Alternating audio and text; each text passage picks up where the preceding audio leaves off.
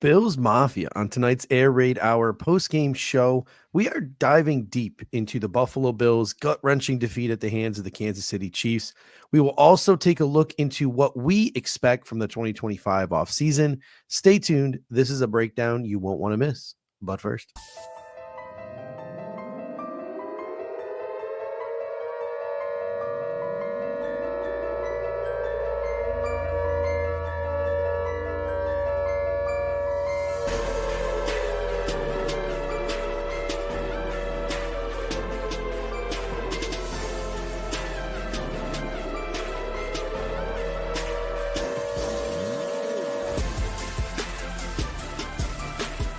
welcome to the Air Raid Hour, a Cover One Network podcast.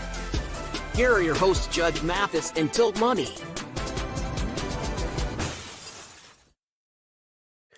well, ladies and gentlemen, it all has to come to an end sometime. And for the Buffalo Bills, it came to an end once again in the AFC Championship game to the hands of the Kansas City Chiefs, a final of 32-29.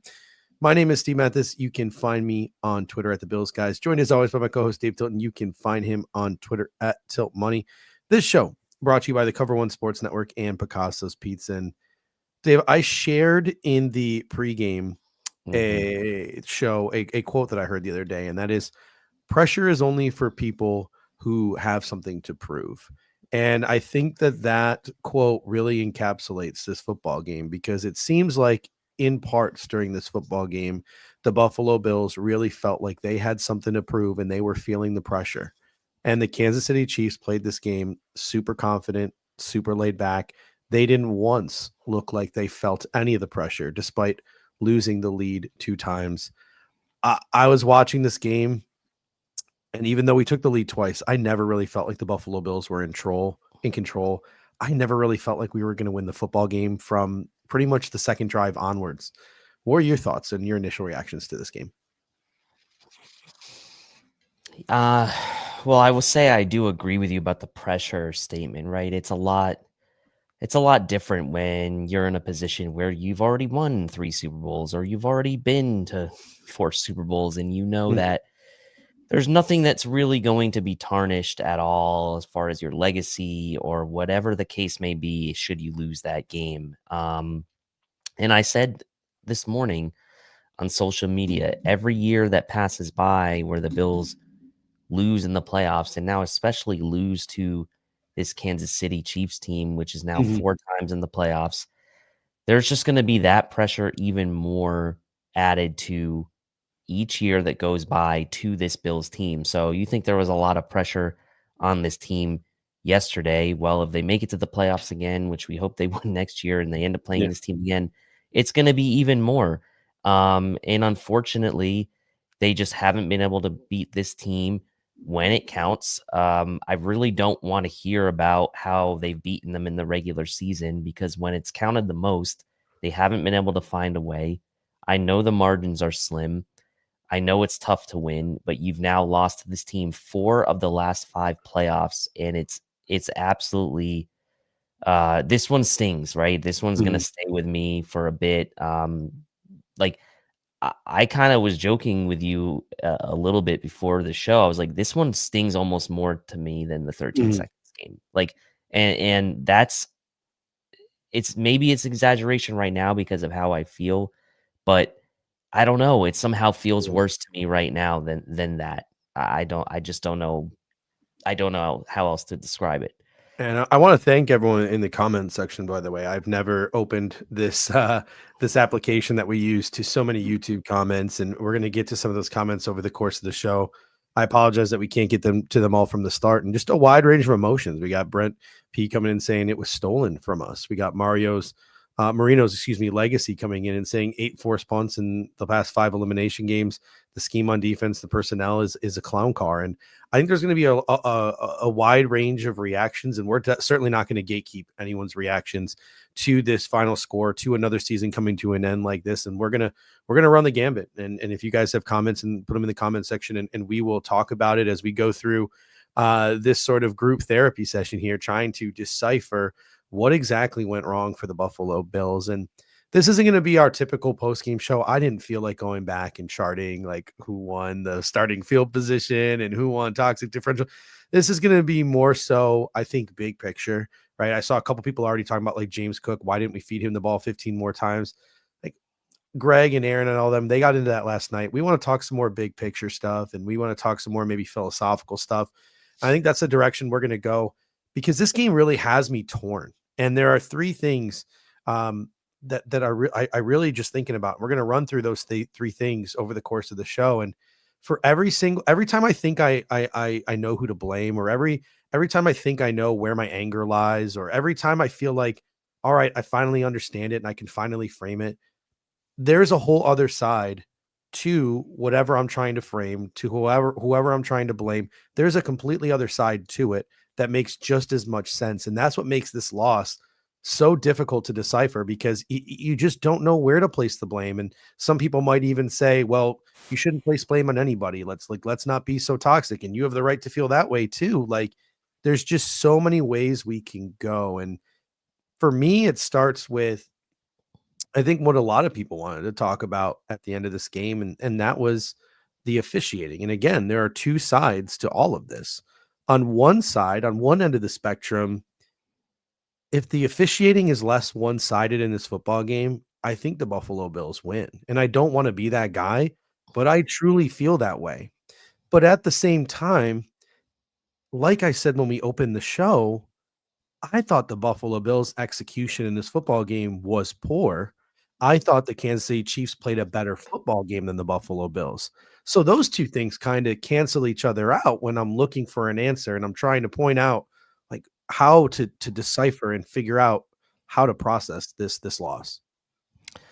Yeah, and you made some good points to me earlier when we were texting back and forth, and you made the point just now again of it's hard to figure out where to place the blame, and it's like, yeah, do you blame everyone? Do you blame no one? And I think it's, some people in the Discord chat earlier today had some really good comments too, and I think it's so many little things that add up, that like little things that were bad that add up to make this ultimately what it was. And it in the way I kind of have been thinking about it, I'm like, the Bills, as bad as the execution was, as bad as the officiating was, and all of this stuff, somehow still had a chance at the end of the game with 3 minutes left, and Josh Allen with the football and a chance to go down and potentially win this game. And sort of what happened on that drive, even though we focus on that because it was the very last drive, and we focus on sort of that,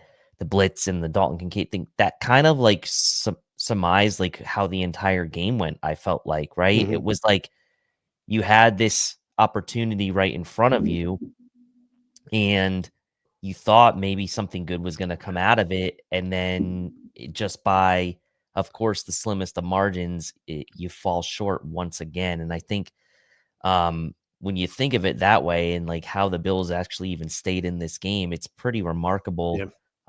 The fact that they stayed in it as they did. And look, we've been on the other side of this where Josh Allen has gone down, either got the Bills tied or given them the lead, and the other team has had time left to then come down on our defense and do things. Obviously, that happened quite a bit in 2023. This was one of those where at the very end of the game, you had a chance, but you still look back and think of these little moments that kind of happened throughout the game that really start to frustrate you. And, people in the comment section mentioning the officiating, like Chris Jones offsides, or in the neutral zone, I should say, on all these plays and all these different things. And it just, like, you realize how many things went against this team in this game. And it just makes you so angry, to be honest. I can't remember a single call going the Bills' way in this football game. Like, officials make wrong calls all the time. I think us as fans were used to it, but I don't remember, and correct me if I'm mistaken, anyone in the comment section or Dave, like a bad call actually being like, oh, cool, Bills got away with one. I never felt like that the entire game, and I have about 5 or 6 that I feel the other way about the Kansas City Chiefs. I mean, you mentioned the Chris Jones jumping off sides. You have the Jordan Phillips on sportsmanlike when Travis Kelce is the one who initiated everything with no whistle, getting in the face of ref staring Devon right at him. staring right at him. Yep. You have Ed Oliver, who was not offsides on that first Mahomes fumble, which would have given the Bills the ball at the 20-yard line. And yes, ball doesn't lie. The Bills eventually got the ball back on the bad snap, but it was at the other 20-yard line, 80 yards away from the end zone as opposed to 20. Xavier Worthy did not catch that football. That's another one. And then Kincaid converts his third down. The referees do not give it to him. The Bills rush to the line. They run their tush push. They get a fourth down. The one referee who actually had a view of the ball gives the first down signal, spots the ball correctly, but the other guy who didn't have a view of the football spots it incorrectly. They defer to him. Then they review it, and they don't have enough information to overturn it, even though, Josh Allen would have to be a ghost, I guess, to see through his body. But who in their right mind doesn't understand that the football is in his hands over the line? Absolutely ridiculous. The NFL had no business making Xavier Worthy's catch a catch, not giving Josh Allen that first down. Those were just two huge swings in this football game. The officiating was so bad. But at the same time, Josh Allen almost throws 2 picks on the first drive. He certainly came out with some nerves, and the Bills came out 2 pass happy. He missed Curtis Samuel on a crosser that I think Curtis Samuel could have housed towards the end of the first half, which was a huge miss for the Buffalo Bills, allowed the Chiefs to get the ball back and go up 21-7. You have the tush push fiascos and not being able to convert on those 2 2-point conversions.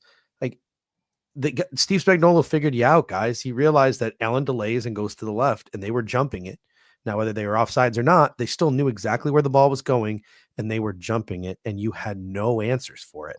You should have gone to a different play, or you should have changed the way you ran your tush push. The defense let Patrick Mahomes do whatever he wanted. He literally had maybe his most efficient day of his career ever. Historically efficient day for Patrick Mahomes.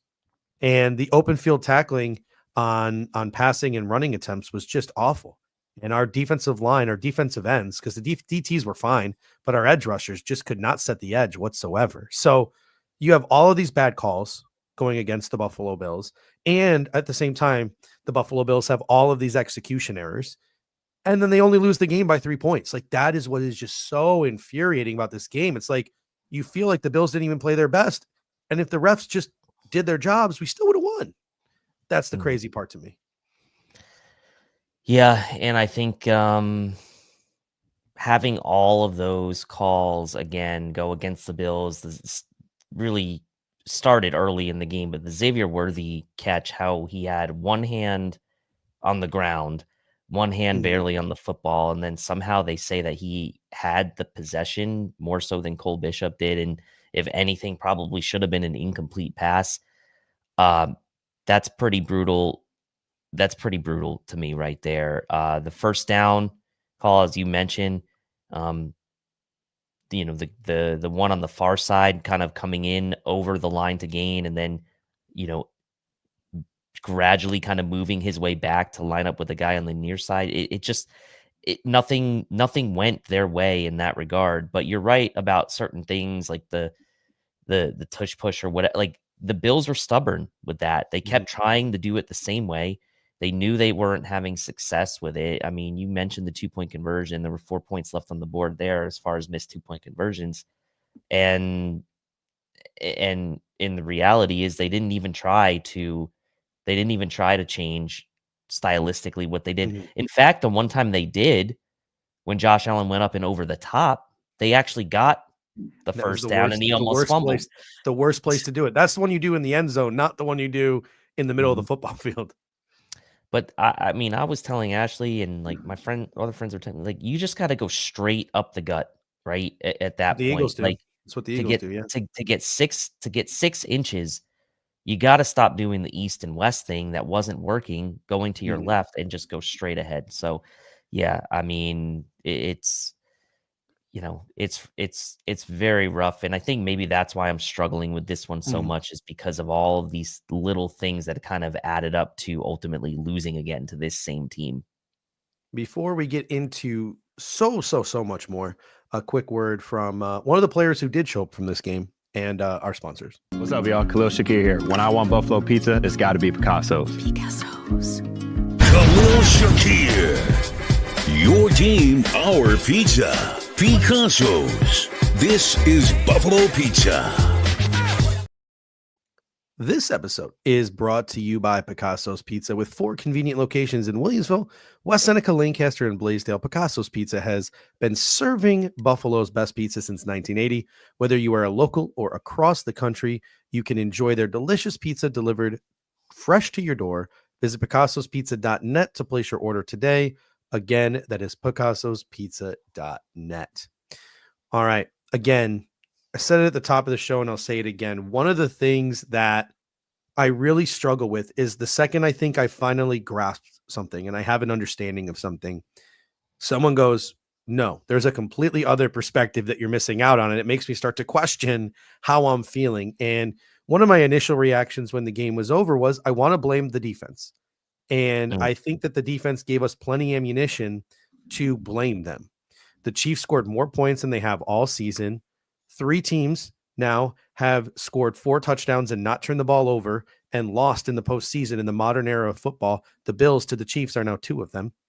I think somebody shared in the, I think it was Marino's Legacy sharing in the comment section that the Bills in the last 5 postseason losses have like only their opponents have only punted 8 times, right? The Buffalo Bills defense, they struggled. Patrick Mahomes went absolutely nuclear on this unit. They had no idea what was coming. Gregory Rousseau said they were baffled at some of the looks the Chiefs were giving them. Once Christian Benford went down, they just picked on Kyrie Elam all day. The edge rushers could not set the edge. They gave up 21 first half points. They were just giving up explosive after explosive after explosive. It was a really bad day for the defense, and I want to blame them, especially given the fact that statistically, box score wise, Josh Allen had a pretty solid day, led a ton of scoring drives, right? But again, you know, I vent my frustration and people respond with, but we know who this defense is. We know who they've been all year. We have talked about how this has been a retool year, and this is a unit that is going to need a facelift this offseason because the way the salary cap worked and the way we had to eat a lot of dead cap, this was just a year where the talent wasn't there the way it has been in past years.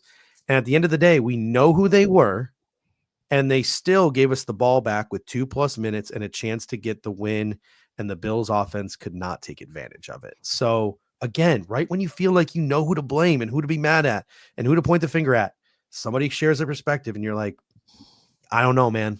I don't know. I mean, and the defense, to their credit, yes, they were getting abused early on. Kyrie Elam was getting abused.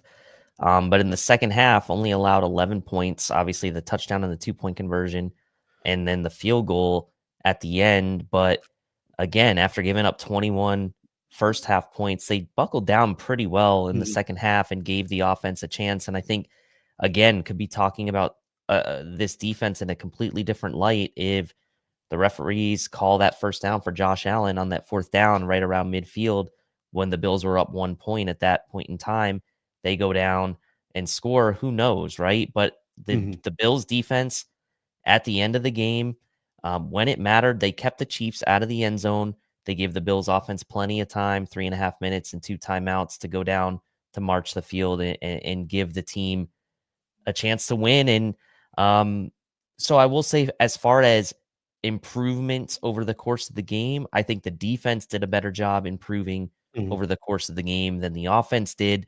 I don't think the offense really made great adjustments in this game, and I think the defense did enough. But I mean, Patrick Mahomes was getting rid of the ball so quickly.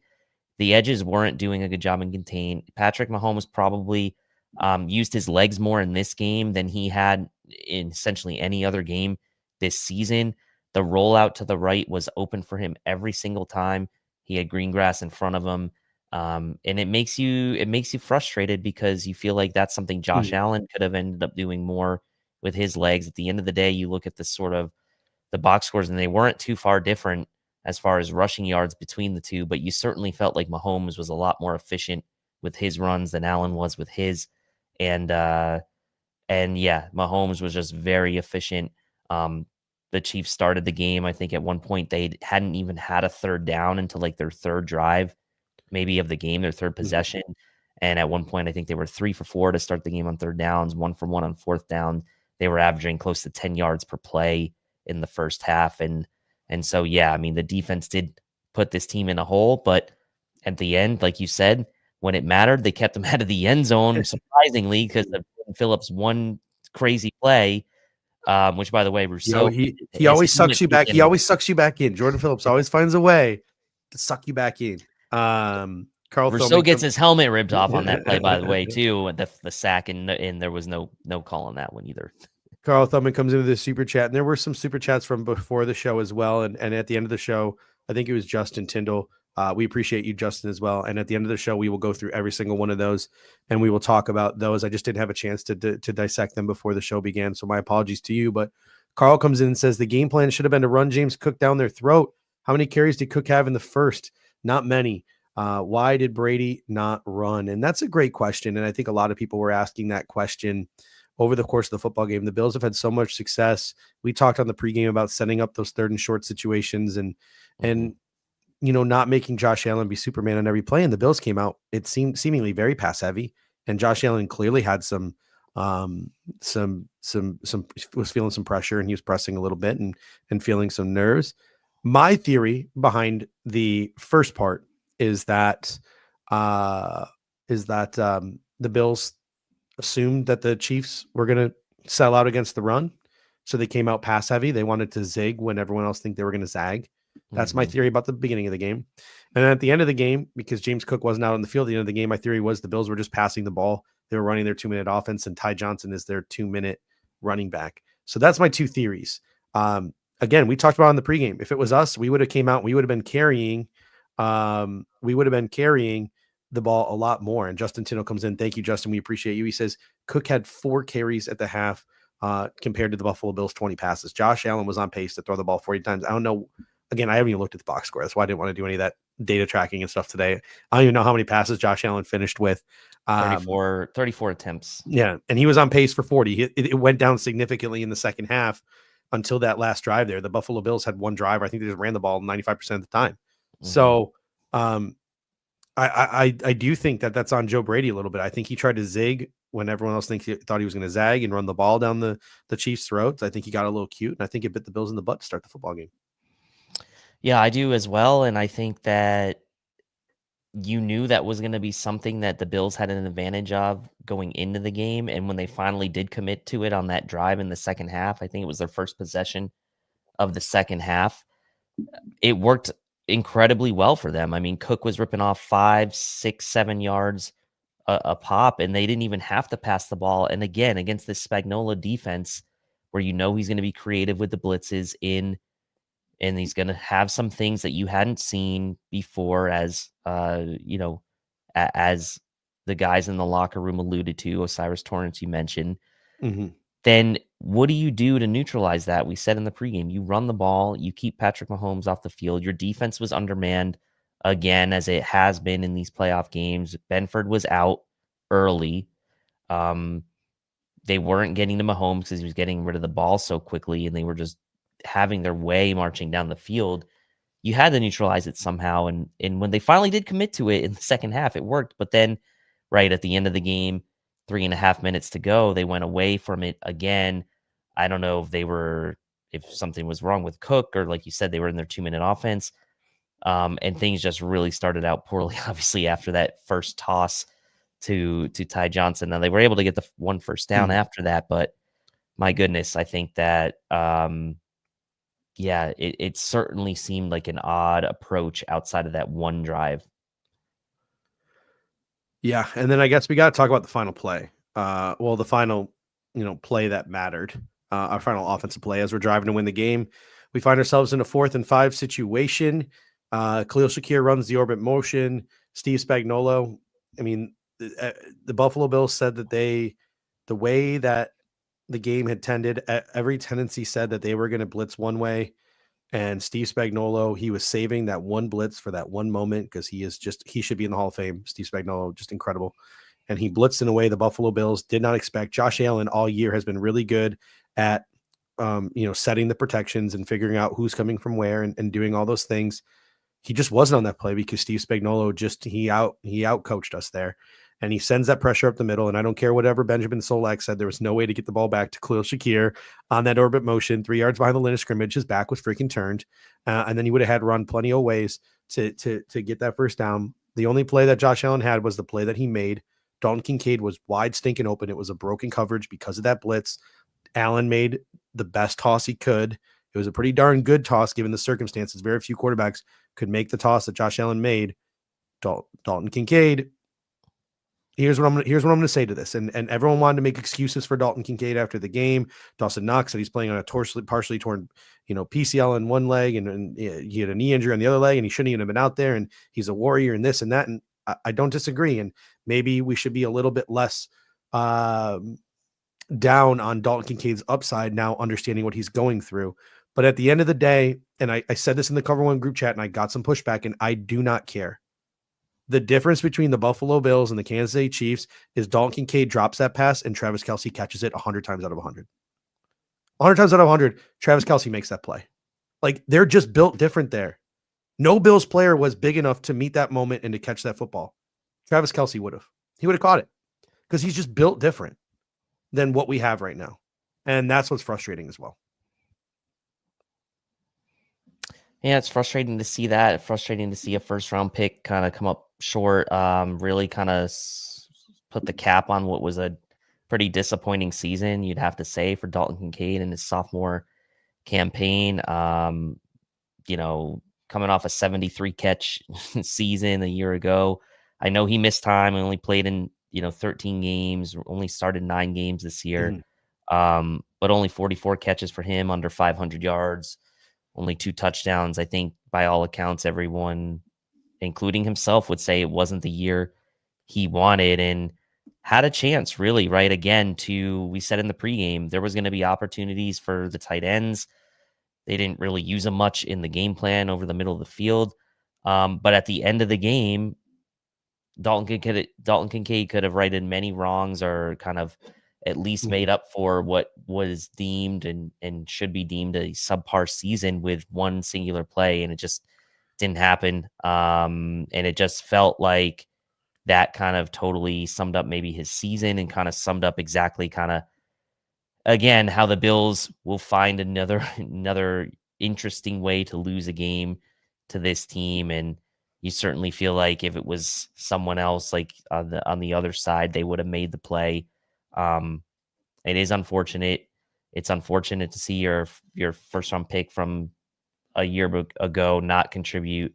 It's unfortunate to see your first round pick from this year not contribute, or I should say your first pick of the second round not contribute, while the guy on the opposite side of the field leads the game in receiving, the guy that you ended up trading away from. So not to open those wounds too. Yeah. Next up on the docket, we have Brandon Beane, as you can see there on the bottom scroll. And this is a tough one because I do think that Brandon Beane, the roster he has built, the success that he has had, he's certainly a top 5 to 10 GM in the National Football League. So I don't want to take that away and sound too overly critical with this commentary here. But at the same time, I've mentioned, like, I'm struggling with things here, right? Do I blame the refs or do I blame the execution? Do I blame the offense or do I blame the defense? Do I blame Brandon Beane here or do I not blame Brandon Beane? Because when you look at it on one side, because again, there's 2 sides to all of these arguments, and I'm not trying to play both sides. I'm not trying to Ryan Clark it. I'm not. I'm just saying, like, these are the things that I'm wrestling with and what makes this win so hard to process. Keon Coleman had 1 catch for 12 yards in the game. He had 3 catches for 22 yards in the playoffs. Dalton Kincaid did not have any effect on this game, and then he dropped our chance at victory. These are our first and second round picks, our first picks of the last 2 drafts, both offensive skill position players. Kyrie Elam, and some of it's his fault, and I think some of it is the coaches not trusting him and making him play 12 yards off the ball. He got cooked up and down the field once Christian Benford left. That's a first-round pick out the window. Von Miller, you pay all that money to. Groot, used a first-round draft pick on. They were mostly invisible on the edge in this football game. They did a terrible job containing Patrick Mahomes and doing what they needed to do as edge rushers. The interior defensive line, I think, was fine. It was the edge rushers that were awful, invisible. Yep. I agree. Curtis Samuel, who you pay all that money to, he's come on lately, but he's been barely a factor all year. He could have at least caught that one Josh Allen pass. It wasn't the greatest pass in the world, but he could at least have caught it and maybe gotten a first down, even though he wouldn't have housed it because of the way Josh Allen threw that football. But like the dude couldn't even catch the ball. And then you just look at Brandon Beane, the monetary risks he's taken, the extensions that he has given, some of the early draft pick and draft capital he has utilized. They did not deliver in this football game. They have not delivered in the postseason, period. And when you're looking at a team that has gone to the playoffs year after year after year and had expectations year after year after year, and you just feel like this team is missing one piece and your GM can't deliver that one piece, that stinks. But again, on the other shoulder, right? The other perspective of it, you could also say, yeah, the Bills were missing an alpha in this game, but the everybody eats approach probably works if the Bills just have a slightly better defense, and the Bills will have a better defense next year now that we have the monetary resources to go out and address the interior defensive line and to add some more in the secondary. It's like, this was a retool year. We were eating all this dead cap. The defense will get better this offseason. I have no doubts about that. And maybe if next year's defense and this year's offense combined, and we could go back in time, right, and take next year's defense and replay this game, we probably win it, right? So maybe Brandon Beane, we're just being too impatient and is 1 year away. Like, there's so many multiple ways to look at it. I don't know whether I should be like calling for this drastic change of like, do we need to change the GM? Or I don't know if I should be like patient. Like, I just don't know how to feel in this moment. Well, it's tough when you look at the other side of the ball and the team that you are trying to build yourself to be in reality is getting significant contributions from early round draft picks, Trent McDuffie, Xavier Worthy, Nick Bolton. These types of guys have been huge contributors. And, someone puts there, Cooper was a wasted draft pick too. And like, that was an interesting one to me as well, because I thought like Amari Cooper in a couple spots last night like made some nice catches, right? And then on that third down play where they throw the screen before the 2-minute warning, he gets tripped up, and it's like if he can just wriggle out of that or doesn't lose his footing, like he might get a first down there. And it just all snowballed for the Bills in this game. They got nothing from Keon Coleman in this game. I know he had the one catch, but like literally pretty much nothing from him in this game. And your best receiving option in this game was, outside of a couple nice Khalil Shakir catches, was Mac Hollins. That can't happen, right? I mean, that just cannot happen. And this is the thing I'll say about Brandon Beane. I don't understand sometimes how much people can want to blame Sean McDermott for everything and not put any ounce of blame on Brandon Beane. I think it's easy because he's not on the field during these games to kind of forget about that or not put any blame on him. And you could say, well, he stocked the cupboard. It's up to McDermott to coach it. But like, he has to take, there is some blame to go around here too with Brandon Beane. Like, some of these picks have not panned out exactly as you had hoped. And you highlighted them: Elam, Kincaid, Coleman. Like, these are early picks that haven't, and again, Coleman's still a rookie, so I get that. But some of these picks, right, they just haven't, they haven't contributed the way maybe you thought they would. And there was a great comment I saw today. It was a conversation going back and forth between Adam Pencil and I believe it was our guy Clay Troya, who we used to work with at Buffalo Fanatics. And Clay Troya's like, dude, like, Christian Benford, it like saves that draft because of how big of a bust Kyrie Elam has been. And then Adam Pencil comes in and says, like, hey, if the Buffalo Bills are going to keep hitting on these later round picks and struggle with these early picks, why not trade those earlier picks for some win now players and then stack your depth with those guys you draft at the end of the draft? Like, take the LA Rams approach to get over the top. You're going to see a ton of people this offseason calling for Max Crosby or calling for Myles Garrett. Why the heck not if you are the Buffalo Bills? That's one thing, and one talking point this offseason I think is going to be, I already bookmarked it, that tweet conversation that they were having. I already bookmarked it, and that's going to be a talking point that we're going to have on the show at some point this offseason. That's one. Two, it's just, we want to talk about defense and having to fix the defense, but at the same time, too, the way the Bills operate this year, everybody eats. First of all, like, let's give them credit. 30 plus passing touchdowns, 30 plus rushing touchdowns. in a season, that's incredible. 9 straight regular season games, plus I think like 12 games this season where they went over 30 points. Like, that's incredible. The proof is in the pudding that offense can work, especially if you pair it with a good defense, which they just didn't pair it with in this last game. It kind of caught up with them. And when the defense doesn't show up, you kind of need for that offense to operate. You need to run the ball successfully. And the Bills got away from that in the first half.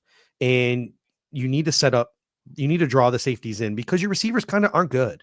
Like, at the end of the day, Khalil Shakir is a good slot receiver. Matt Collins is a good depth receiver. Amari Cooper's been invisible in the boundary. Keon Coleman, development isn't linear, but this year he wasn't a guy that you could depend on in any way, shape, or form. Curtis Samuel, for the most part, was not a guy you could depend on in any way, shape, or form. If you could invent a time machine and you could go back in time and the Buffalo Bills were able to muster up a trade package to get above the Jacksonville Jaguars and select Brian Thomas Jr., we probably have the ammunition to be a little bit more lethal on offense than we already were and have a dude who could have helped us win a football game like this when we needed to. We didn't have that receiver. And that receiver wasn't Stephon Diggs, by the way, because I think we also saw that Stephon Diggs wasn't what he used to be. So the Buffalo Bills, like, as much as they need defense, a lot of defense, I do think the Buffalo Bills need to go out there and find a legitimate boundary threat at wide receiver because they didn't have one. No, they didn't. And I think that, that was my fear going into the game. I kind of, in the pregame, thought Coleman could be a guy that made an impact, on the boundary in this game. There just was no impact there. I mean, there was really no impact whatsoever on the boundary at all in this game. Everything the Bills had where they had a little success was over the middle with Shakir or in the running game with James Cook when they finally did commit to it. Essentially zero success on the boundary in this game. And it's unfortunate. And I know the Chiefs have good corners, so I do want to just say that, yes, I understand the matchup was a bit difficult, but when you look at the other side and you see guys running wide open for that other team, including guys like Juju Smith-Schuster, who is not in his prime, and guys like that, then it kind of makes you sick a little bit. And so you've kind of spent this sort of journey, like if you're Brandon Beane and Sean McDermott, whatever, you've spent this journey trying to beat this team in the postseason, and you haven't been able to with whatever the formula is that you've had to this point, and whether it's missing on draft picks or whatever. But I think Marino's legacy was right in the comment section to say around the offense that it works because Josh is an all-time great. And I think someone else also said that he's becoming a tragic hero, which is unfortunate. And I think he really is.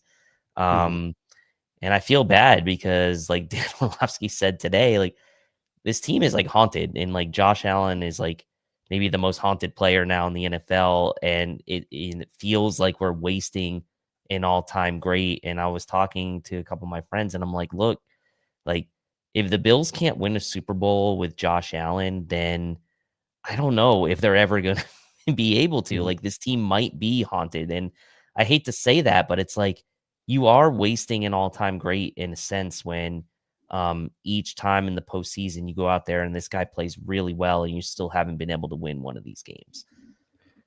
Let's take a look now at the Buffalo Bills 2025 roster outlook. So let's flip the script here and let's talk a little bit about the offseason, because this is something we'll go in depth. Every year we do a show where we sort of break down and we deconstruct the Buffalo Bills roster. We go position by position. Who's a free agent? Who could be a cap casualty? Whose contract could be reworked? Where do we have holes? We do a whole show where we essentially just create a roster skeleton, and we're going to do that again. But next week is the Senior Bowl. So we're going to get into some draft talk next week, and we're going to do Senior Bowl stuff next week. So let's have a little mini sort of Cliff Notes version of that conversation now. And let's start with the key free agents. So the Buffalo Bills have the following players whose contracts have expired and will be hitting the free agent market in March. Those players are from offense to defense to special teams: running back Ty Johnson, fullback Reggie Gilliam, wide receivers Amari Cooper and Matt Collins, cornerback Rasul Douglas, defensive end Dwayne Smoot, defensive tackles Austin Johnson, Quentin Jefferson, Jordan Phillips, safety DeMar Hamlin, and long snapper Reed Ferguson. Dave, of all those free agent names, who are the guys that you want to see back? Who are the guys that you want to see gone? Well, I will say, just starting off, I'd like to see Ty Johnson back, right? I Mm-hmm. think that he has proven, along with James Cook, to be a formidable duo. That trio of him, Ray Davis, and James Cook is pretty nice. Now, I think that might be a bit of a luxury, but I also don't know that, again, a running back that was good this year, I don't think he's going to necessarily have a huge market. No. So I'd like to see him back. I'd like to see Mac Hollins back for the right dollars. There was some chatter in the Discord chat today about like what that means. Um, for the right dollars, I'd like to see him back, right? Because you're going into next season in theory with your top three set, right? You have Samuel, you have Shakir, and you have Coleman. That's kind of like your foundation at receiver. So it would be nice to have Mac Hollins back to kind of solidify maybe that fourth Mhm. spot. I don't think, based on how the season ended, based on his usage, I would be surprised if Amari Cooper was back, although I'd like to have him back. But I just think dollars wise, you're probably going to end up investing. You're probably going to end up investing Mhm. somewhere else. So that one's tough for me because I really like how Cooper handled himself, right? And I think Mhm. he is a good fit in the locker room. I think he's a good fit for the team's culture. But I also think that he might be just on the tad too expensive side. No, maybe not, right? Because maybe the way his season went, like, and he's over 30, that Mhm. people aren't going to be paying up for him. But I do think he'll still have a market. I like to see Dwayne Smoot back if at all possible. Austin Johnson, Quentin Jefferson, Jordan Phillips, whatever. Like, I'm fine if they walk. I think Jordan Phillips said like Mhm. he'd be open to come back if Brandon Beane wanted him back. Fine. And then the two that are really, I think, going to be the biggest, maybe the two bigger talking points as you get to the offseason are Rasul Douglas and Damar Hamlin. And by the way, I do expect probably Reed Ferguson will be back. I'd Mhm. expect the Bills to get him back. But Damar Hamlin and Rasul Douglas are the two, right? Damar Hamlin played okay this year. I think there was some moments in the game yesterday that were a struggle for him. I think Rasul Douglas clearly wasn't the same player this year as he was a year ago, but still decent, again, over 30. And maybe I was too quick to jump the gun on sort of wanting him back for another year. But at the same time, like Mhm. Kaiir Elam is clearly not the answer for this team. And if you're going into the offseason with Christian Benford really as your only top corner, are you going to give Jamarcus Ingram maybe a chance to be a starter? Like, what are you going to do at that Mhm. spot? So, to me, I think those are the two biggest sort of tipping points on kind of how the rest of the offseason may go, at least in the secondary, is Damar Hamlin and Yeah. Rasul Douglas. But I would like Ty Johnson back. I'd like Mac Hollins back. I think I would like Dwayne Smoot Mhm. back as well. Yeah, the three names I had initially were Ty Johnson, I'd like him back. Mac Hollins, I'd like him back. Reggie Gilliam, I'd like Reggie Gilliam back. And I think that one's a given. I don't think the Bills have to worry about losing Reggie Gilliam. You can sell me on Dwayne Smoot as well, but if the Bills decide to really like go out and make a splash, right? Like we are gonna put this defense on steroids. We're gonna make a move for Myles Garrett. Or we're gonna make a move for Max Crosby. Like if they legitimately just build a powerhouse on that defensive side of the ball, I'm perfectly content just running this offense back because that'll be good enough if the defense is a lot better, significantly better. But if the Buffalo Bills do what I think they're going to do and they just make some modest moves to the defense and tweak things here or there, yeah, I want Amari Cooper gone. Like I don't want Amari Cooper back because I feel like we need a legitimate boundary threat, someone that Josh Allen can go throw the ball up to. And I'm not going to sit here and hope and pray that Keon Coleman develops in such a rapid pace over this offseason into something that we didn't see at all last year. So to me, you got to go out and you got to draft a guy like I really like Trey Harris out of Ole Miss, or you got to go out and you got to find a guy in free agency. Like some legitimate guy on the boundary who can give this offense some more explosives down the field. If you're the Buffalo Bills, I think that is something you have to go look for. I don't know if Amari Cooper is that dude. Again, don't mind this offense if the defense is loaded, but I would let Amari walk. I would let Rasul Douglas walk. I want to get younger at that cornerback position opposite Christian Benford.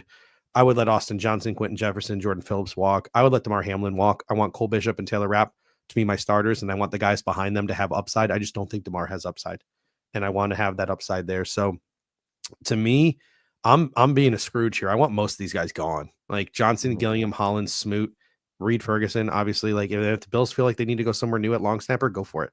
He got blown up in that Rams game. He didn't have the greatest play in the world on that one huge run or punt return in this Chiefs game either. So if he's getting long in the tooth, the Buffalo Bills might feel the need to make a replacement at long snapper. That wouldn't shock me this offseason. So if you're the Buffalo Bills, I'm letting most of these guys walk. There's a couple of role players here and there that I would retain, but it's about time that we go out and we look for some new pieces, and we need to start looking for some guys that can be cornerstone football players on this team.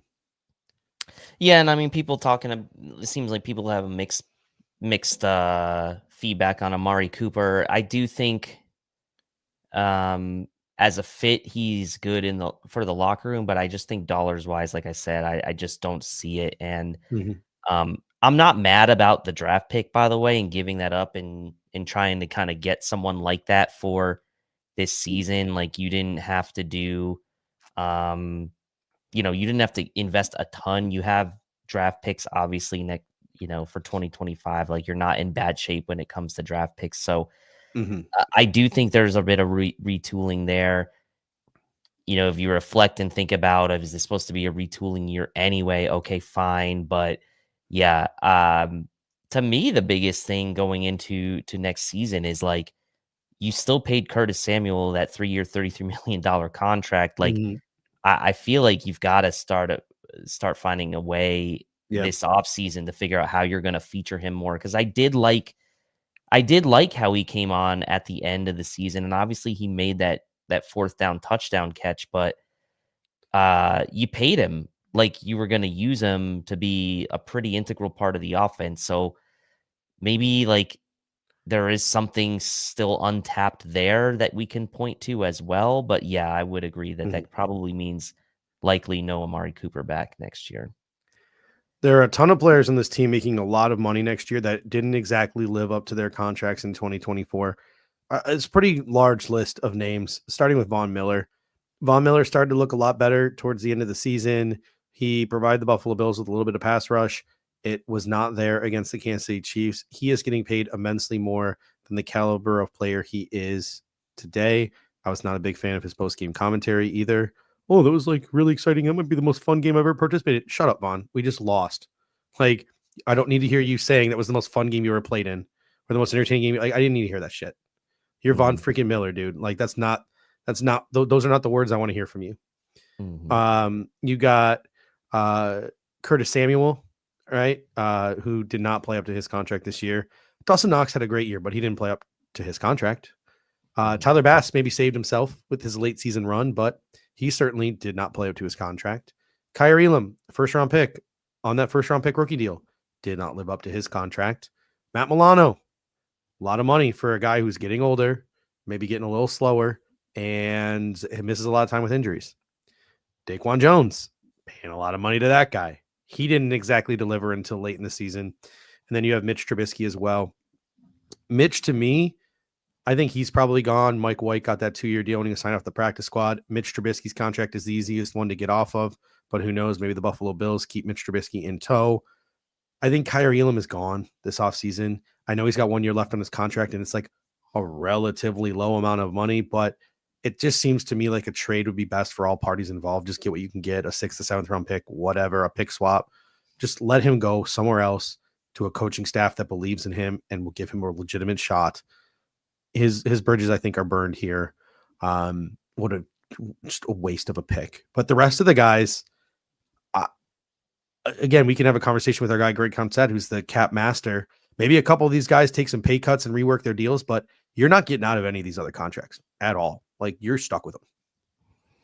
I know, and it's like when you read those names off, it's like Dawson Knox, Tyler Bass. You're paying those guys a lot. I mean, those are two that I'm like, I'm kind of okay. I'm kind of okay with that, with those two. And I do think Tyler Bass redeemed himself. And we're resulting here because not a single one of us got upset, I think, at any of these moves when they were made.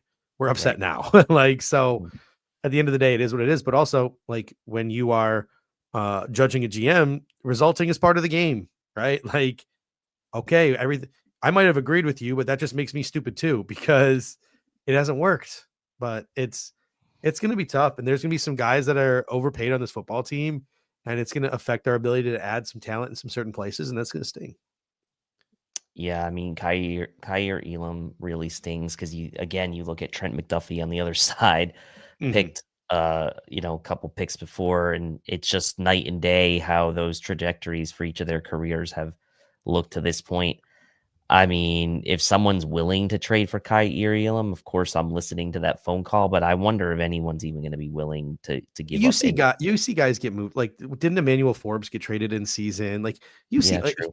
the Buffalo Bills trade Kyer Elam and their 7th round pick to the Oakland Raiders for their 6th round pick, or Mm. the Buffalo Bills trade Kyer Elam and their 7th round pick to the Oakland Raiders for their 7th round pick, 10 picks ahead. Like, Mhm.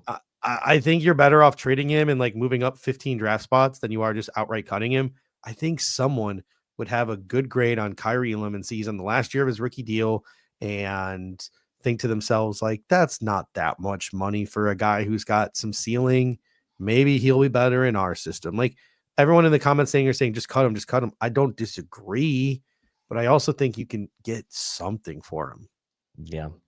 I mean, that is one thing that Brandon Beane has been pretty good at, is being kind of turning over, what we would deem to be guys that aren't going to contribute for something in as far as draft capital. So I guess someone may be willing with his age, some being young and still being on that.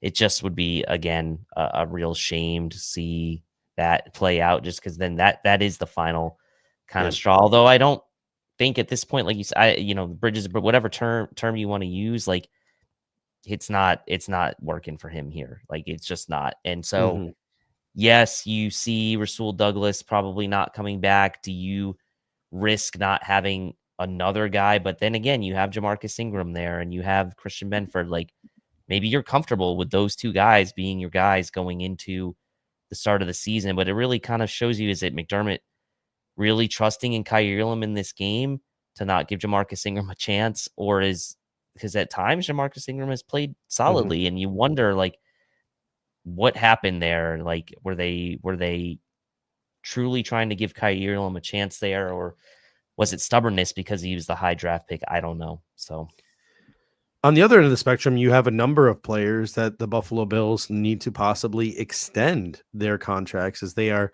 a year or two away from their contracts expiring. On offense, you have James Cook and Khalil Shakir. On defense, you have Gregory Rousseau, Terrell Bernard, and Christian Benford. When it comes to extensions, Dave, who are you extending? Who are you pressing that pause button on? wow, man, that's tough. I mean, look, I think I've been working with Eric, and we've been looking a lot at sort of Gregory Rousseau's trajectory. I mean, he's probably going to get somewhere in the neighborhood of $20 to $25 million a year, and I don't know that I'm ready to go there yet. But the problem is like, you're going to have nothing on that defensive line if, let's say, Von Miller's gone and you don't extend Gregory Rousseau. Like, you're gonna have AJ Epinesa and who else you can have? Javon Salt. Like, it's gonna be tough. But for me, like, I look at those guys and I'm like, man, Terrell Bernard seems like a pretty cornerstone piece to the defense. I know maybe it wasn't like his best game either yesterday, but I feel like he's earned a second contract from the Bills. I think Christian Benford, with the fact that Kyer Elam was a bust, Rasul Douglas is out the door. Like, you can't be bare at corner either, right? We've seen how that's come to bite the Bills in the postseason. And Khalil Shakir, right, has been the guy for Josh Allen. Like, I guess for me, if I'm picking like 3 of the 5 guys, I'm going with Shakir, Bernard, and Benford. And unfortunately for me, Rousseau and Cook are the odd men out. Although I would love to find a way, because I do think in this instance, I think James Cook is probably the best player of those 5, maybe the best player of those 5. But it's running back and it's asset allocation, and it's tough for me. So if you're asking me right now, if I can only pick, like, say 3, I'm going Benford, Bernard, and Shakir. But I could understand the case for any of those guys. Yeah, when I look at James Cook, this is such a multifaceted conversation, right? Like we've had this conversation before in season, and it's almost like the way the NFL is going. Maybe your starting running back should start getting your wide receiver 2 money, and instead of paying a wide receiver 2, you allocate some of that money to James Cook, and you make sure that you have that proven running back under contract. But at the end of the day, like I think James Cook has earned second contract talks, and there are some people who are like stoutly like, I'm not giving running back a second contract. I'll just draft a guy, whatever. Like I'm not paying that second running back. I think Cook deserves the conversation, and I would be willing to pay James Cook like Chuba Hubbard money, Tony Pollard money, maybe slightly above, somewhere out into the $12 million AAV range.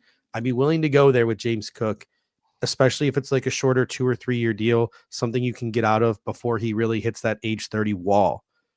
But there are other people, and I haven't seen these reports. I haven't seen these things, but there are other people saying that Dalvin's been running his mouth on social media saying James Cook wants like $20 million or something. Like, hell no. Hell to the nah.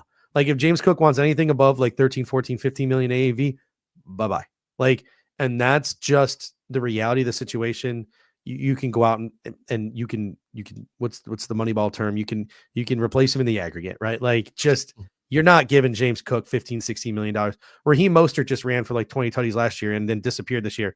Trust me, my fantasy team felt that in a big way, right? So James Cook, to me, I think he deserves a second contract. I think he's a top 10 running back in the National Football League. If he's willing to take Chuba or Tony Pollard money, pay the man, pay him. But I don't know if he will be willing to do that. I wouldn't be surprised if James Cook holds out and misses most of training camp this year. I really would not. Just the way his brother's running his mouth on social media, it reminds me a lot of the way Trayvon Diggs ran his mouth on social media. And I just completely disregarded everything Trayvon said. And I did not really take it serious that somebody's brother's chirping might actually be what this person feels, right? Or might have influence over that person. So my prediction is James Cook is going to hold out at training camp if he doesn't get a contract with the Buffalo Bills this offseason. I think that's going to be something we're going to be talking about in August. Khalil Shakir, no brainer, extend him, give him whatever he wants. No, give him whatever he wants, but pay him in. Rousseau is tricky. Mm-hmm. I wouldn't go anywhere near $20 million right now, the way he disappeared in the playoffs. Again, like in the regular season, I think to myself, like, that might be an $18, $19 million guy. Then the postseason comes around, you're like, what the heck? And then you think to yourself, well, maybe the defense is better next year. There's more talent around him. He'll be fine. He'll finally reach that potential. It's like, if the defense needs to be better around him for him to reach his potential, he's not a $20 million guy. The really interesting thing, and I want your opinion on this, the really interesting thing is a couple people have floated this. Use Gregory Rousseau to get Max Crosby or Myles Garrett. Rousseau plus picks for Max Crosby. Rousseau plus picks for Myles Garrett. A team like the Browns, a team like the Raiders might say like, oh, we got one more year Rousseau. We can extend him. We get that nice young player plus this plethora of draft picks. Maybe Rousseau could be a trade chip to go get you one of those stud edge rushers. Yeah, I mean, that is something I hadn't considered that, but you have to be willing to kind of take that swing again if you're Brandon Beane in a different approach, right? Like you swung on Von Miller. That didn't really work out. Do you trade a guy like Rousseau who has at times looked really good in the regular season? But again, yes, are you going to judge that off of this one game? Is it fair? Is it not fair? I don't know, right? Because I don't know that anyone was going to get to Patrick Mahomes yesterday the way he was getting rid of the ball so quickly. And do you I know on contain and things of that nature, like it wasn't great from him or Epinesa or Von Miller yesterday. That's a tough one for me. I think it depends on what kind of draft capital you're talking, because obviously you're going to have to bring one of those guys over, take their contract and probably give them an extension as well on top of that. Does that move the needle enough for this defense to then say, yes, this is a significant enough upgrade for us to be willing to trade a younger player who has played well for us, has put in some good reps for us, of course, through the regular season, and base it off of one game in the playoffs? That's tough for me. If you can get Myles Garrett in that situation, then I think you of course you do it. Max Crosby, that's different, right? I don't know. It depends, I think, on what kind of draft capital you're giving up. The last two guys, you had a chance to talk on them, but I want to talk about a little here, is Terrell Bernard and Christian Benford. I think I was team Terrell Bernard number one. He was number one on my list. But the more I think about it, I don't think I'd pay either of these guys right now. simply for the fact that availability is an issue. Like everyone wants to talk about Christian Bedford's availability. Terrell Bernard's missed games too, guys. He's missed games, and he is a small linebacker. Like this guy looks like he weighs about 215 pounds. And for all of the good with Terrell Bernard, he's the green dot. He's instinctual. He's a playmaker. He makes plays. We also have to live into the harsh reality that the Buffalo Bills seemingly don't want to put big fat guys in front of him. They don't. Yeah, that's Like, true. hey, you have a smaller linebacker. You want to protect him with go get yourself like a Dexter Lawrence type or a Crystal. Get some big fatties in front of him to protect him. But no, it's Ed Oliver, right? Like it's Austin Johnson. It's Dwayne Smoot kicking inside. Like it's the Buffalo Bills are not putting 330 pounds of beef in front of Terrell Bernard to protect him, to allow him to mask his smaller size so his strengths can excel. So to me, I love Terrell Bernard. I love everything he embodies. I love his leadership. I love his character. I love his IQ. I love his playmaking ability. Everything about him, I love. But the harsh reality is the guy's about 215 pounds, and the Buffalo Bills seem unwilling to put the resources in front of him to help him be the best version of himself. So I struggle to want to pay the man if he's going to continue to get swallowed up all the time because of these lack of guys in front of him. Christian Benford, the injuries, scary thought, because the guy's played in 1-2 playoff games his entire career here. He always seems to be hurt when it matters. So again, it's a struggle and it's a risk that you take. Are all of these guys worthy of an extension? 100%. I would love to have all of these guys on my football team. But at the end of the day, the price tag is what scares you when you make these extensions, because look at Dawson Knox. I love having Dawson Knox on my football team. I don't love having him for $10 million. Tyler Bass has fixed himself. And I liked the fact that before he went the way he did, I loved having that young kicker on my roster. Still didn't like how much we were paying him. I love having Matt Milano on my roster. I don't like how much we're paying him. Right. So it's risk reward. And the Buffalo Bills have been snake bitten with their last couple of extensions, which makes these next couple coming up. And there's a lot of them very, very difficult. Yeah, I will say they did. I think they did hit a home run on the Spencer Brown extension. I will say. Yeah, there we go. Yeah, that's a good one. That was a good. Yeah. Not so much last night. He struggled a little bit, but. Yeah, I mean, yeah. Again, there was a lot of struggles last night. Mm-hmm. I mean, the Rousseau one's interesting, right? Because he's probably going to get in the neighborhood of $20 to $25 million AAV at the edge position, and a top tier corner like Christian Benford is probably going to push close to $20 million. I would imagine AAV at that position. Bernard's probably going to push into the $15 million a year, 12 to 15 million. It's the same similar conversation that we had with Tremaine Edmonds. I might have more faith in Bernard than you do, even at his size. I do think he's a difference maker when he's in the game, even at his smaller size, even with the defensive line in front of him, maybe not giving him the support he needs. I think if I'm gonna go one guy on each side of the ball, I would go Bernard and I would go Shakir, and I'd probably have Benford, even with his injury history, sort of up there as well, just because good corners. I mean, you're talking about then potentially emptying the bag right at the corner position if Douglas is gone, Elam is gone, beyond 2025 if Benford is gone. That is a very tough thing for me to envision.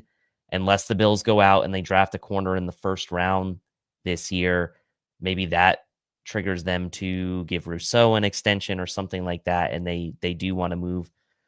There's going to be tough decisions that have to be made. I think Greg was saying in the Discord chat, in theory, they could extend all of them, but that essentially gives you probably nothing else to play with.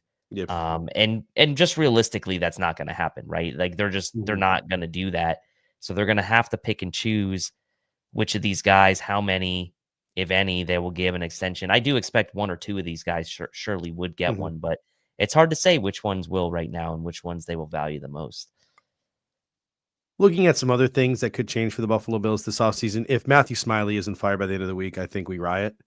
That's for certain. There's absolutely no way to justify Matthew Smiley keeping his job. None. There's no argument you can make, period. He needs to be on the unemployment line by the end of the week.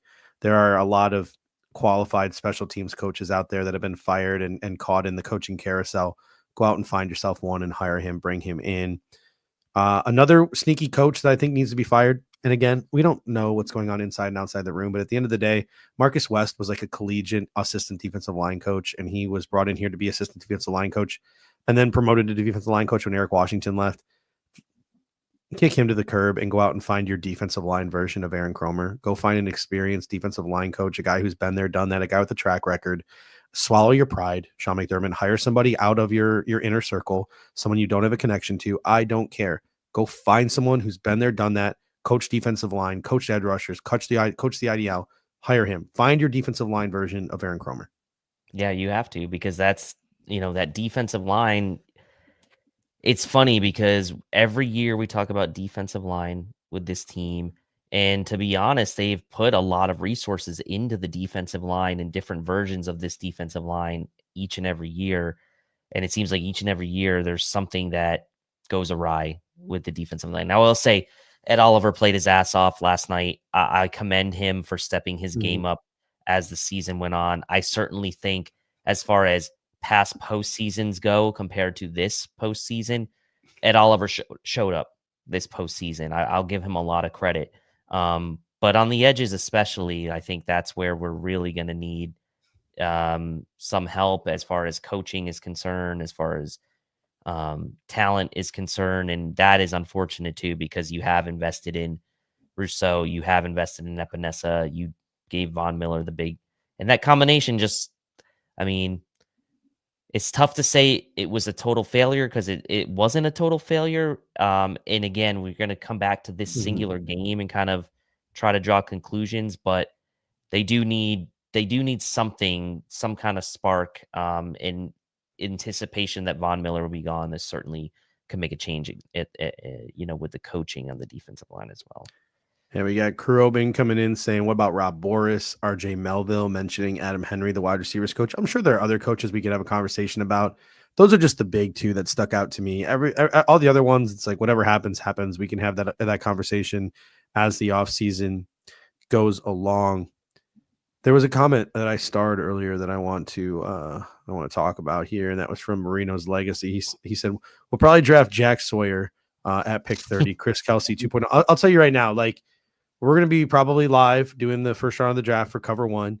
And if the Buffalo Bills draft Jack Sawyer in the first round, I'll be that Shane Gillis meme, the gun in the mouth. I will probably blow my brains out live on air. Like, I'm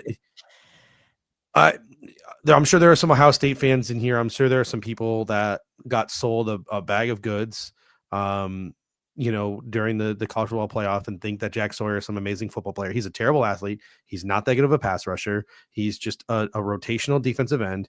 And if the Buffalo Bills fall in love with all of his intangibles and take him at pick 30, that is just the Buffalo Bills doing what the Buffalo Bills always do. I will blow my freaking brains out. Right. So no to Jack Sawyer, but that also brings up the draft as a conversation. So quickly, let's just pivot to the draft and what are some positions the Buffalo Bills could be targeting, whether it is free agency or the draft. Offense, you got Josh Allen coming back. You got Mike White behind him. You probably have Trubisky, Shane Buechele behind him. We're set at quarterback. James Cook, Ray Davis, we're set at running back. You probably have Ty Johnson back as well. Gilliam's there. We're good. Shakir, Samuel, Coleman, probably going to bring Matt Collins back. So that's the wide receiver position. You got Kincaid, you got Knox at tight end. The offensive line is set at their 5 starter positions. They have some solid young depth. To me, on offense, if we're going to make some additions, again, let's get Matt Collins back in the fold. Let's get Ty Johnson back in the fold. It's speed and boundary presence at wide receiver. That is the Buffalo Bills' biggest need on offense. Yeah, because you have the size guy now in Keon Coleman that you've invested in. That was the direction you went in the 2024 draft. You had a chance to go a number of directions. It was a great crop of receivers in that group.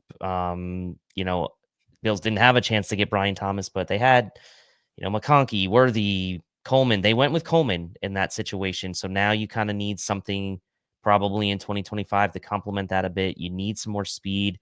You have these kind of jack of all trades guys in Shakir and Samuel. And you've got the 2 tight ends, like you said, Knox and Kincaid. You need to add some speed to this offense. So if you're able to bring Matt Collins back, I agree with you. Some speed would be nice to have.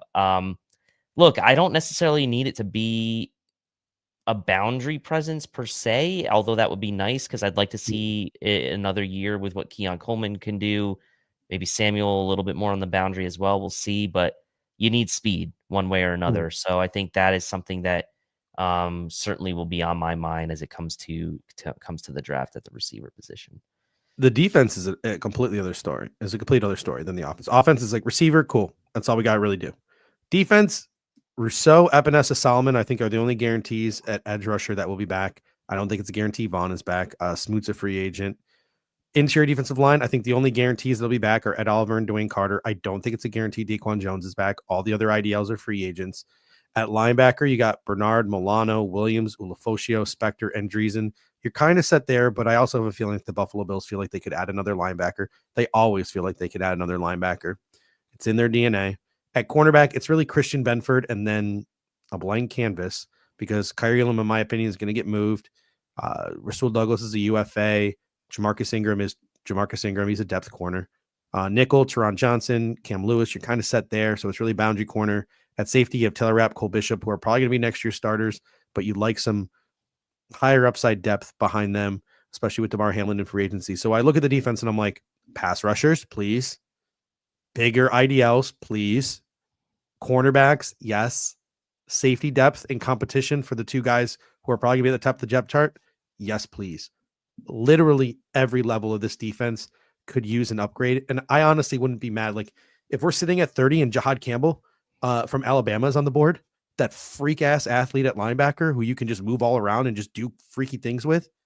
I wouldn't even be mad if the Buffalo Bills pulled the trigger on that. I don't know what we would do with him, but I just know I want a guy like that roaming around the football field because he is a baller.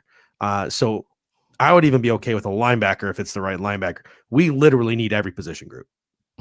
Yeah, I mean, every single one. I feel like what you're going to hear a lot of is defensive line and corner, and that's kind of, again, I mean, there's a reason why a lot of people are saying that. I think those are the two areas where you're going to need to go in the draft. I'm not going to be mad if they go with a corner early this year in the draft, similar to the year we wanted Asante Samuel Jr. early in the draft, and the Bills went with Rousseau that year, I believe. Look, the track record isn't great, though. They picked Kyrie Elam in the first round a couple years back. They picked Boogie Basham in the second round. So it's like their track record in early rounds not necessarily great for defensive line and corner, but you have to try, right? I think you have to try, and so I think that's where my initial read on this is defensive line or corner, edges, interior, fine. Corner would probably, I'd probably rank corner slightly ahead of defensive line right now, as weird as that might sound. I think corner would probably be number one for me. And yeah, of course, the Bills always seem to find some kind of athletic linebacker in these drafts. It was Ulo last year. But I think they're fairly set at linebacker, so it would be pretty weird if they went super early on it. But find ways to get Dorian Williams on the field more next year with Matt Milano and Charles Bernard, like as an A gap blitzer, as a B gap blitzer. Like just I would love to see more ways Dorian Williams can get on the football field next year. He's a great athlete. Figure it out. Like I was watching the Commanders game, the last couple Commanders games, because they're in the playoffs. Dorian Williams kind of reminds me a lot of Frankie Louvu, right? Frankie Louvu, like if he is used correctly, Frankie Louvu is a weapon. Like you don't want Frankie Louvu dropping back into coverage, but like playing downhill, right? Which is what Dan Quinn likes to do with him. Just get him downhill, right? Doing his thing. Like he's a beast. Figure out a way to get Dorian Williams on the field and put him in a situation where he's going downhill and he's just chasing after the quarterback, going sideline to sideline after running back. Like put Dorian Williams in those positions. Figure that out if you're the Buffalo Bills. So get Dorian Williams on the field some more. That's another thought that I have as well. Yeah, and that's a nice one for the Bills to have in their pocket. It's probably linebackers, their most settled position, to be honest, maybe going into 2025. So at least there, it looks pretty settled for the Bills, and it's nice from where we were a couple years ago with the whole Tremaine Edmonds discussion that that position at least seems fairly settled for now. All right, Dave, any final thoughts before we head out of here this evening? Look, This one stings for me. It really does. Like, I maybe got my hopes up too high, thinking like this really could be the year that the Bills had a chance to get to the Super Bowl, and they did legitimately have Mhm. a chance. And um, maybe some of that is to do with the fact that sort of things I thought lined up pretty well for them. They, you know, they had a good, better than expected season. They had a super efficient season on offense with the touchdown record, as you mentioned, 30 and 30, and Josh Allen limiting his turnovers. Um, and I would say that relatively healthy until a couple of the key ones really maybe came back to bite them in this playoff game. But I guess what I would say is on the outlook for 2025 is like we have that good outlook now that maybe Josh Allen will become, and has become the guy that can take care of the football. That was really the last thing that he really needed to overcome as far as taking the next step in his game. So there's still hope, obviously, going into 2025, and there will be as long as Josh Allen's the quarterback. But you do only get so many cracks at this. And it's just unfortunate that we seem to keep running into this Chiefs team in the playoffs and not being able to beat them. And I was saying to someone, I was like, I might have felt better if like we had lost to a different team every year. But the fact that we keep losing to this team over and Yep. over again, congrats to the Bills. It was a great year, 13 Yeah. wins. You made it to the conference championship game. And so it's going to take me a little bit of time to get over it. I will reflect, and eventually time heals all wounds, as we know. But for right now, it's still stinging me. Great season. And look, we're now on Just to the offseason. it just stings too because so much history was made and there's just nothing to show for it, right? Like every week it was a new record the Buffalo Bills were breaking.